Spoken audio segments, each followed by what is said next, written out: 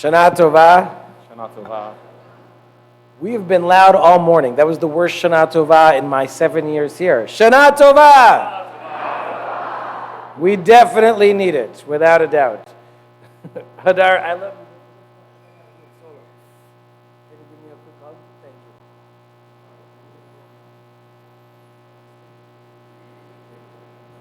you. And Abba first. I don't know what to tell you.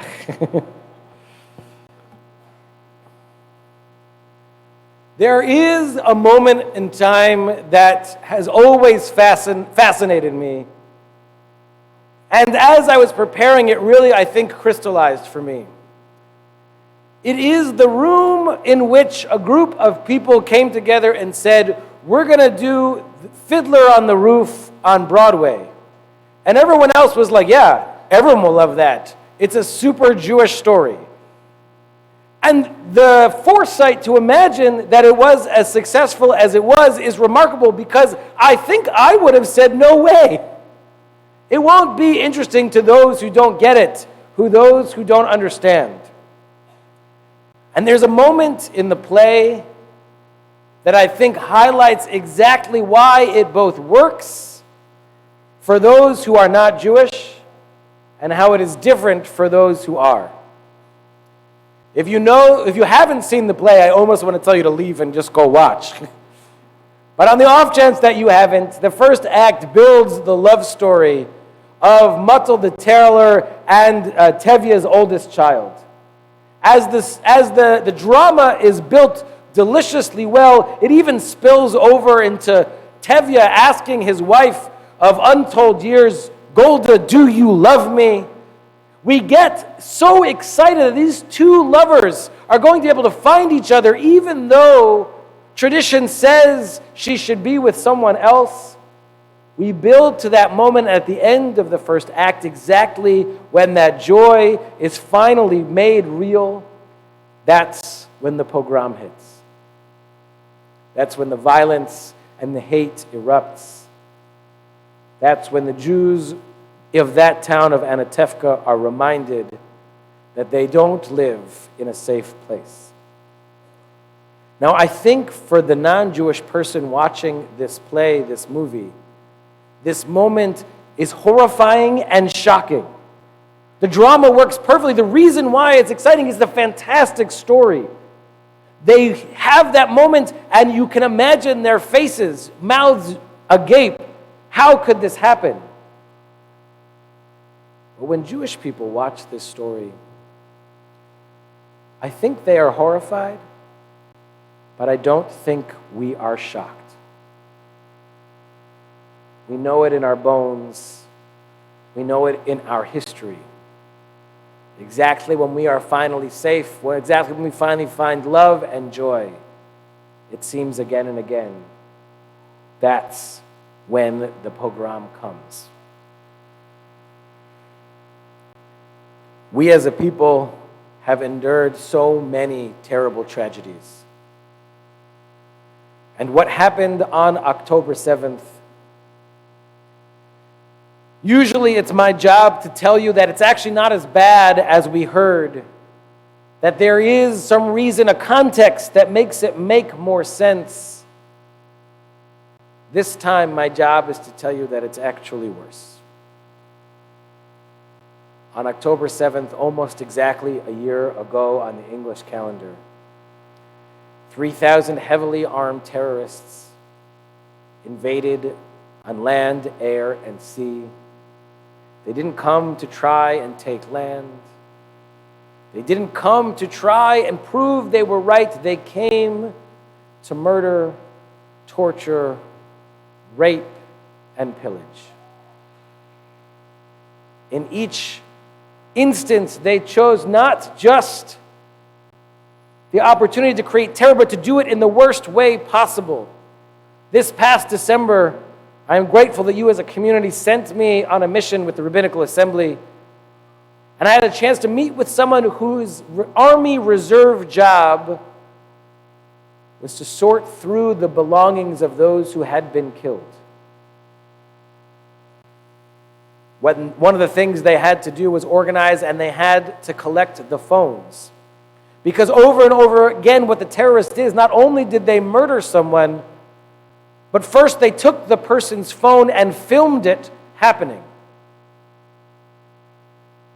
And then put the phone back in their pocket so when the loved one received it, they'd have to watch. Not only were 1,200 people slaughtered, not only was it done in the way to cause the most amount of terror, in the least humane, the most disgusting and vile things imaginable, over 250 people were taken hostage. Taken hostage so that the inhumanity could continue, so that torture could go on, so that the pain of the day could continue, and so that they could try and stop the Jewish forces, the state of Israel, from responding to this unprovoked attack. And since then, there was maybe a minute in which the world, or at least some of it, mourned with Israel. And then it seems that each headline shows another country, another leader turning against us. We read about another protest on campus in which a few leaders, it's almost never the students, it is a handful of students, and they invite radicals from outside the university, put masks on, and terrorize people, asking, "Are you Jewish?" Just a few weeks ago in Michigan, a young man was walking, was approached, and said, "Are you Jewish?" And then he was attacked, assaulted, and beaten up. It has been a bad year for the Jewish people.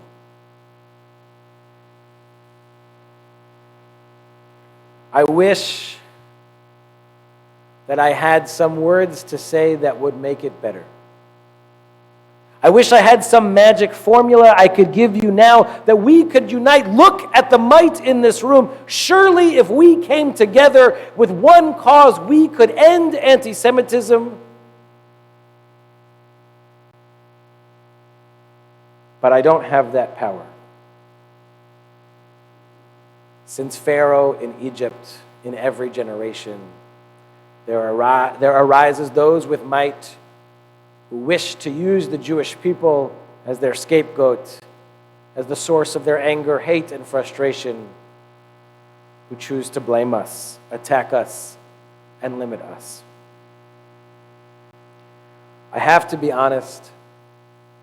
There are some mornings I wake up, open the news, and ask myself, maybe it really would be easier to try and be something else. To be secular Christian, to leave my Jewishness behind, because there are some mornings it is just so hard. Thank you. That was right on cue. That, of course, is both not an option nor an effective way to challenge the moment. What I do have is not a solution to all our problems, but something to hold on to, a mantra, 3 words, which I'll explain more. But when we experience, when we read those headlines, when we hear about our friends and family, when we hear about our brothers and sisters in Israel, when we ourselves experience that anti-Semitism, 3 words: pride, love, and strength. You know, I think in 3s, and so I begin with pride. I could, if I wanted to, spend my whole sermon and days to come talking about reasons to be proud of the Jewish people. But today, I actually want to split in half. Today, I will begin with pride in the Jewish people and the Jewish state. And tomorrow, my focus of my sermon will be pride in the Jewish tradition. Pride in the Jewish people. I'm going to start with a very personal story. When you sent me on that mission, I snuck away one night to have dinner with some of Jesse's cousins. 2 of them have a large family, 6 children, mostly to make us look bad to my father-in-law. Thank you for laughing, Larry. I appreciate it. And they live on one of these hilltops in the West Bank. The husband, who is about my age, spends 6 days a week in Miluim. I managed to catch the one night in the reserve duty, fighting for the state of Israel. I managed to catch the one night he was home. He had his assault rifle with him because when he got back to his house, he also led a group of shomrim, of guards, to help protect their town, their village. This family, in literally every way, every moment, every fiber of their being, tried to protect, create, and make last the Jewish state. And when I told them that the following day I'd be visiting the town of Kfar Aza that Wendy mentioned earlier, a town that was one of the worst hit by 5 different waves of terrorists, they paused. And later they texted Jesse. And they said, what Jason is doing is very brave. If he needs us, we'll drive back to Jerusalem to be with him after he does it. I did not feel brave as I went to a town that was currently safe. I certainly did not feel brave as I watched and saw the results of the horror those terrorists attacked. But what does it mean to be an Israeli? It means that you think nothing of your own bravery and you just look out for the Jews around you. I was moved. There are 2 towns. There's a story you may have read about in the news, and if not, I want to share it with you now. These 2 towns are on the border of Gaza, and as the word got out on the WhatsApp group that the terrorists were coming, one town is a young family kibbutz with lots of fighting-age men. The other town was the equivalent of a retirement community with no guards and no people to take up the fight. So 11 young men, not knowing if they'd even make it, picked up their weapons and went to defend the other town they don't live in. And that town, that retirement community, lost not a single life, but every one of those 11 were injured and 4 lost their lives.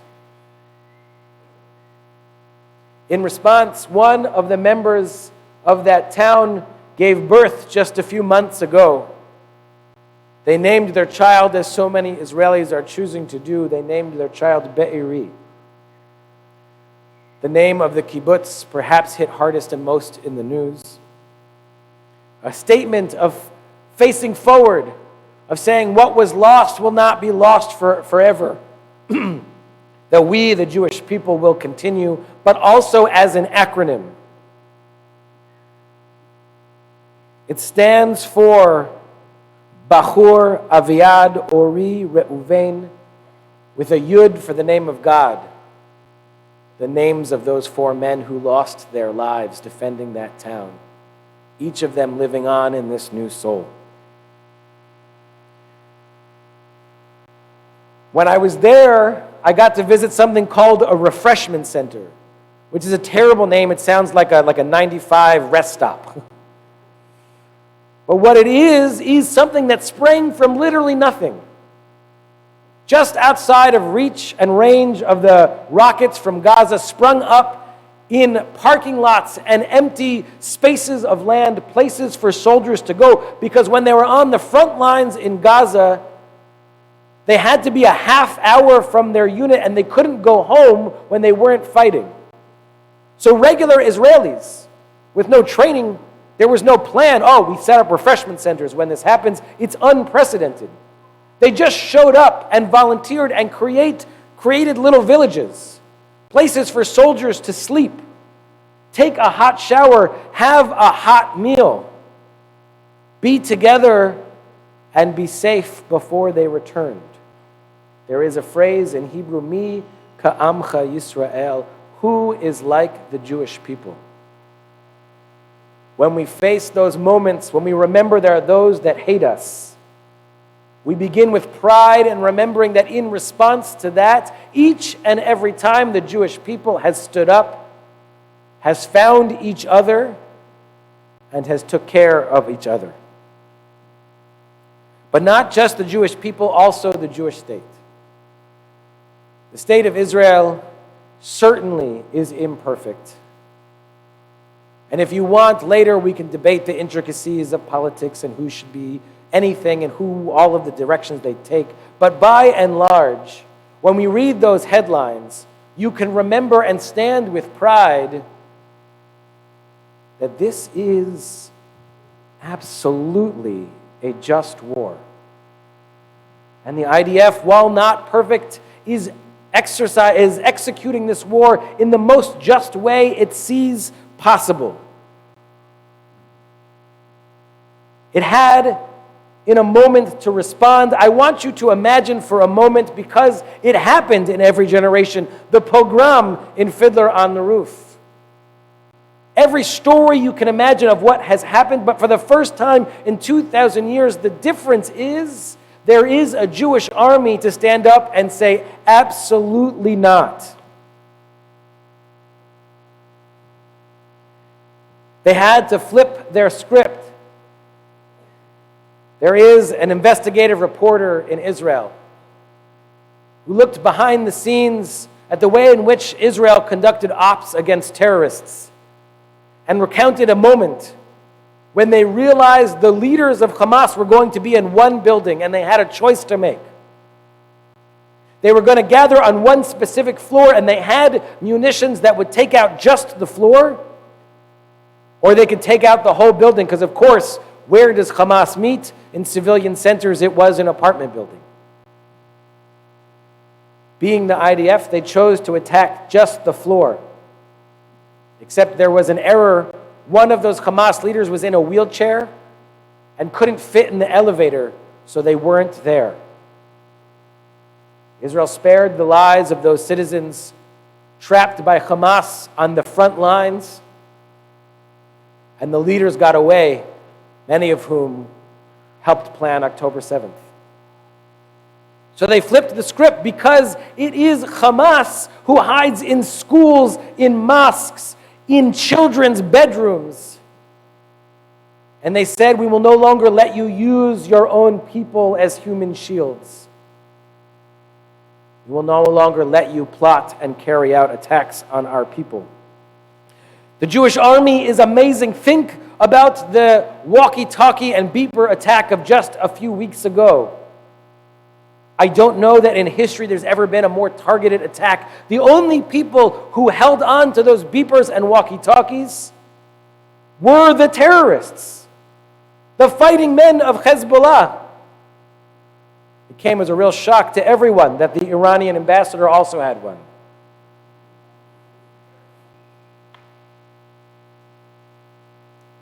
Think about the Israeli army and the state of Israel and its place in the world. Twice, Iran has sent a barrage of missiles at Israel, and twice it did almost no damage. The first time they killed a young Bedouin boy, and this time they killed exactly one Palestinian and no one else. We are not perfect. The state of Israel, the Jewish state, is not perfect. The IDF is not perfect. But when I look at that flag, I feel pride, and I hope you'll join me. The next on our journey is love. Pride and love. The Jewish people, we have a phrase from the Torah that is famous and used over and over again in different ways. In modern times, it's sometimes called the Golden Rule. We say, "V'ahavta l'reacha kamocha." It is our job to love our neighbor as ourself, which in fact is three kinds of love. The first is a reminder that we should love our neighbor. It's hard sometimes, because we ask ourselves, are we alone? Is anybody look out for us? But the Jewish way is to lead with love anyways. In fact, the word for the blast of the shofar, truah, has the same root as the word for re'ut, for friendship. Our neighbors. It is a reminder when we hear the blast of the shofar, it is our job to reach out to the other. And that leads to the next one, a reminder that while it often feels like we are alone, it is not true. I could tell you many stories, but there is one that is my favorite. The Monday after October 7th, there was a Jewish day school in Kansas City, which, by the way, is its own miracle. Let's put that aside.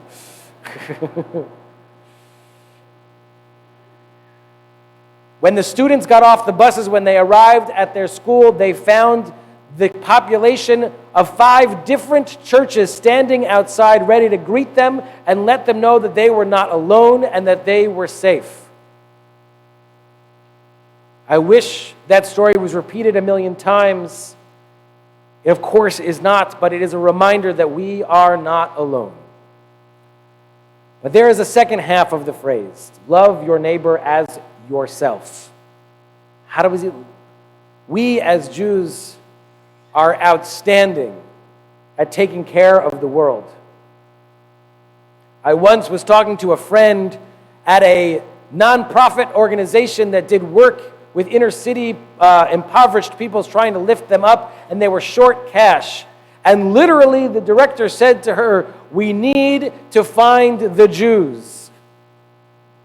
They will support us." Study after study shows that not actually just Jews, but specifically conservative Jews, give an outsized proportion of the nation's charitable dollars. That is an amazing gift, an amazing part of who we are, and a reminder, love our neighbor as ourselves. That we have to remember to love ourselves as well.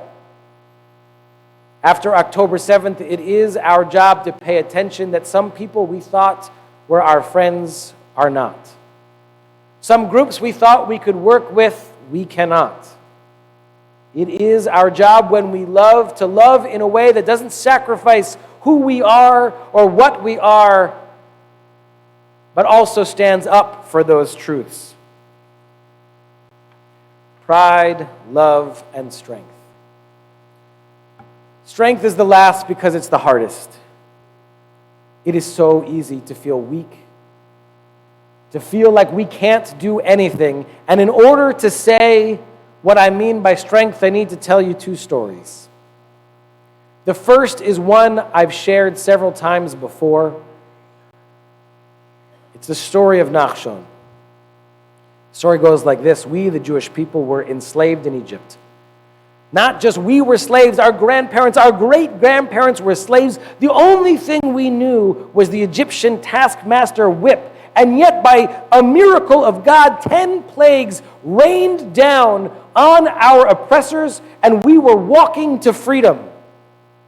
I imagine the eyes blinking, could this be? And then the truth, of course it can't be. Look, we've been led to a sea we can't cross. And the Jewish people froze, except for one man. Nachshon ben Aminadav started walking.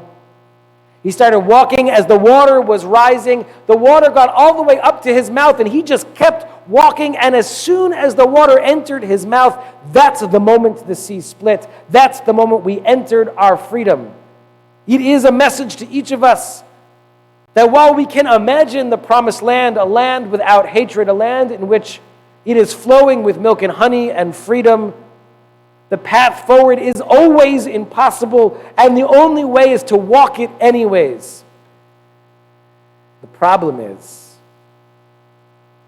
that I don't usually share when I teach this story, is that most of us, when we wade into that water, most of the time, the sea won't split. We'll fight, but we won't get across. That anti-Semitism, that hatred will still be present, which is why I need the second story. It was a story I heard when I was a teen. I don't know where it comes from, but it's one that's always stuck with me. It imagines a father and son on a beach, and the beach is strewn with starfish, hundreds, maybe thousands of starfish, and apparently, if a starfish is on land, it slowly dries up and dies. So the son, one at a time, is throwing the starfish back into the water so that they might live. And eventually the father looks at his watch and says, "Son, we have to go. There's no way you'll save them all. it doesn't matter, we have to leave. And the son picks up a starfish, looks his dad in the eye, throws it into the water and says, I think it mattered for that one. Our strength means that we can act. We may not be able to split the sea, but we can do something. Even if we can't respond to the news article that's making us the most enraged, we can choose to double down on our engagement. We can become a stronger member of the Jewish community. We can volunteer. We can send our dollars. I heard a great story that I want to share with you. I had the ridiculous opportunity at an AIPAC conference. I was in a car, and the AIPAC staffer I was with whispers over to me, the two people we're with are two of the richest people in the country. They're billionaires. And they shared a story about their dad who began the family business, that whenever he would read one of those articles that enraged him, one of those articles that took the side of the terrorists, he would call up AIPAC and donate $200,000. Now, I'm suspecting that most of us can't do exactly that. But the model works. We have might. We have strength. There is never a time where we can do nothing. There is always a starfish we can throw into the sea. This Rosh Hashanah, I wish us, instead of running from our Jewish identity, instead of deciding it would be easier to not be Jewish, I wish us the strength to run towards our Jewishness. I wish us the chance to remember to face the world with pride, with love, and with strength. Shana Tova.